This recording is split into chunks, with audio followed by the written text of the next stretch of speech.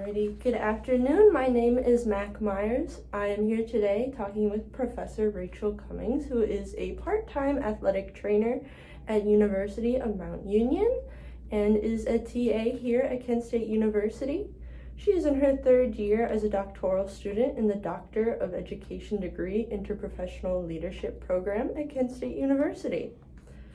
Thank you for meeting with me today and allowing me to take a moment to get to know you a little bit more about you and your journey as an athletic trainer. Cool. Excited to be here. Yay! So to start us off, how many years have you been a practicing clinician? I have been an athletic trainer this is my 14th year teaching, and it is my 12th year as a certified athletic trainer. Wow. How did you become interested in this profession? The telltale sign of everybody else. I was an athlete, so and I wanted to be in a profession where I could help others. So finding athletic training was a good fit for me because I can still be around sports, but yet I'm still helping people in the healthcare field. So I love it. It's awesome. That's one of my favorite things about it. Yeah.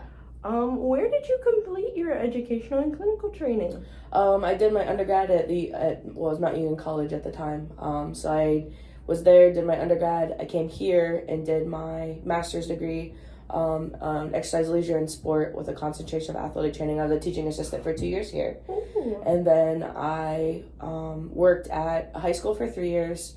I went to work Division II collegiately for 4 years. And then it's my 5th year back in Ohio. Oh, so very cool. How well did your program prepare you for your career? It prepared me well. Since we had a lot of very high elite sports, I was able to get a lot of clinical experience by working with different sports teams and different clinical sites and things like that. So it prepared me for the profession and got me ready to be where I need to be. Very cool. What all different sports teams did you work with? I worked women's basketball. My high school rotation was Marlington High School, which is just a local high school down the road. Mm-hmm. I had a clinical rotation. I worked football my senior year. Was like the big thing that you work your senior year. I did a little bit of tennis. I did a little bit, covered some swimming, stuff like that. So a wide variety of a little bit of everything. Yeah. Very cool. What was something that you wish you could have taken advantage of in school to strengthen you as a clinician? I think just stepping out of my comfort zone more. It took me a while to get as comfortable, and still you're always learning in this profession, but it took me like my first probably 5 years in my career to be comfortable enough that I was like, okay. And I wish I would have taken more opportunities to get more hands-on experience, but you're a student, so that's just part of it. Yeah, of course. What is the most meaningful experience you had in school to prepare you for your position? Probably my senior year working football. It was an elite sport, but we made the national championship and actually won the national championship my senior year. So that was just a really cool experience, getting to all the hoopla, and ESPN hosted it, and it was like a big thing. So yeah, it was a really cool experience. That's awesome. Do you have any funny stories regarding your experience? Oh gosh, probably too many to even think of. Probably it was as a student, and it's kind of ironic, funny, but one of my professors would always on Halloween wear like a cloak and bring a pumpkin in with a candle and read Halloween stories to us. So I thought that was kind of funny. That's very fun. Yeah, the first day he knew, we were like, what is happening? But pretty cool stuff. What was your scariest experience clinically, and how did you deal with it? Probably when I worked at the high school, and again, this was kind of when I was on my own a little bit, but I had one of my athletes get hit in the arm, and he broke the bone, but ended up having a tumor in it. So that was scary just because we didn't know if it was cancerous or not cancerous, but ended up being okay. So still scary. There's all kinds of scary things. Yeah. But when it comes to that, it gets a little bit more scary too. So yeah. Understandably. What does your best day in a clinical setting look like? And how does that impact your desire to continue in this profession? A day when I don't have to do anything. No. I think one of the things I really pride myself on is building those professional relationships with my athletes and my students. So being able to have their trust in them coming in, even on a day when we have nothing going on, them coming in and just saying, hey, like, can I just sit down and chat? Like, building those relationships, I think, is important in this profession. And so that's usually my best days are when I just have athletes swing by and don't need anything, but just like, hey, like, how's it going? Haven't seen you in a little while. So those types of things. Oh, that's very nice. So complete the following sentence. You should avoid this profession if you don't adapt to change well. It's one thing that schedules are always changing, especially if you're working a sport that's like outdoors versus indoors. Schedules can change in the drop of a hat. So you have to be able to be okay with change and just kind of going with the flow, which I think it took me a little bit of time to be okay with that. But it's all about communication and developing that with your coaches and getting that, you know, that rigor. So, but yeah, that's the hard part. If you don't do well with change, it's probably not the profession for you. Understandably, I think that's something I've heard across the board. Yeah.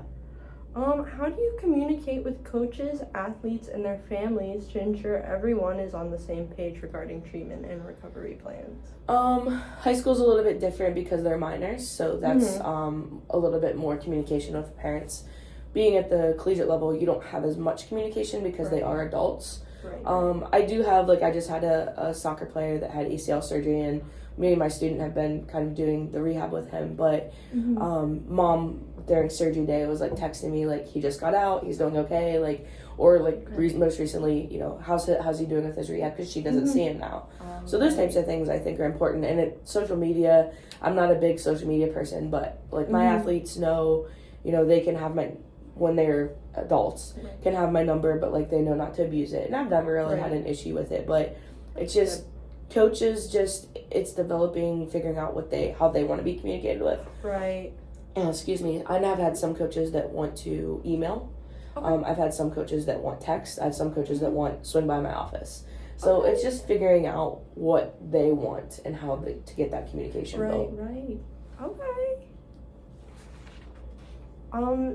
Do you collaborate with any other healthcare professionals, like physical therapists or orthopedic specialists, to provide comprehensive care for your clients? Yep, a little bit of everybody.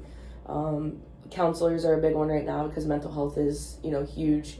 So that relationship is big. Our team physician all the time. You know, PTs if we send somebody to the PT clinic.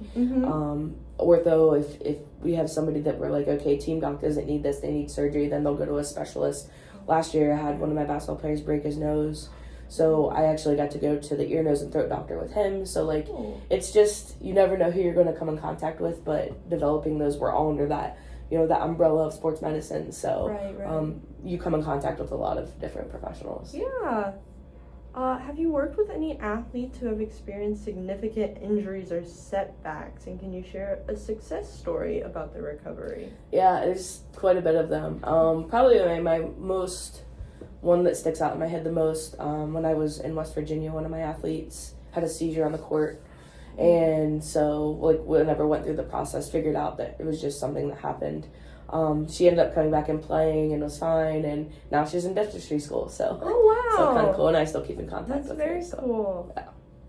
Can you share an example of a difficult decision you had to make as an athletic trainer and the outcomes of that decision? There's always difficult decisions, but I always hate when I have to pull a kid, especially if they're like a senior or if it's their last game but we're there for the healthcare aspect. So I think just explaining that to them, and like, I'm not just holding it up because it's their well-being. So best it's decision for their overall and health. Sometimes it's hard at first for them to understand that, but a little bit down the road they come back and they're like, okay, now I understand.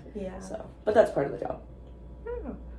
Well, that ends all the questions. Cool. I would like to take a moment to thank you for sharing your time and experiences with me. And I have definitely gained a better understanding of what it takes to practice in the field of athletic training. Awesome. So well, thank you so much. Thank you for taking the time to interview me. Yeah, of course. Awesome.